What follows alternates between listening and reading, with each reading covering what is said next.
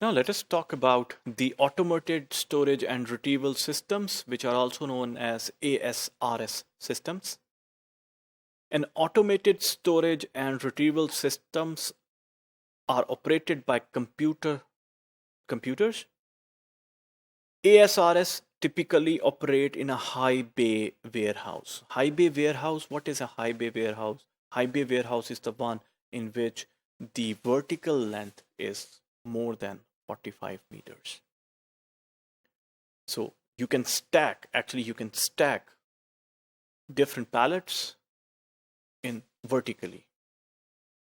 So in high bay warehouses, automated storage and retrieval systems are a very attractive option because they are being controlled by the computer, programmable computers.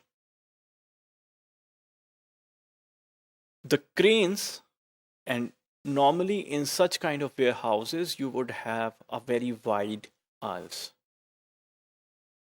The cranes operate in aisles of only 1.5 meters or so. And therefore, these systems provide excellent floor utilization. So you do not require to have bigger aisles of like 3.5 meters. Even with automated storage, you can operate with cranes, and these cranes just require 1.5 meter aisles for maneuvering. When we say maneuvering, that means they can move forward, backward, and when they have space, they can actually tilt as well. So excellent floor utilization can be achieved through these automated storage and retrieval systems. Combined with good access to the pallets, cranes usually have more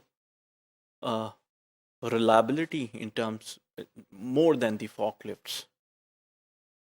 ASRS are therefore particularly common when land prices are high. That means you would build high bay warehouses, which even don't necessarily require wider aisles.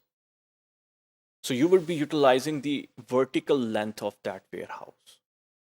So if land prices are high, your warehouse is not that big, then you will build a high bay and you will use automated storage and retrieval systems using cranes. There could be a single deep automated storage system. There could be double deep automated storage system. There could be high density systems as well.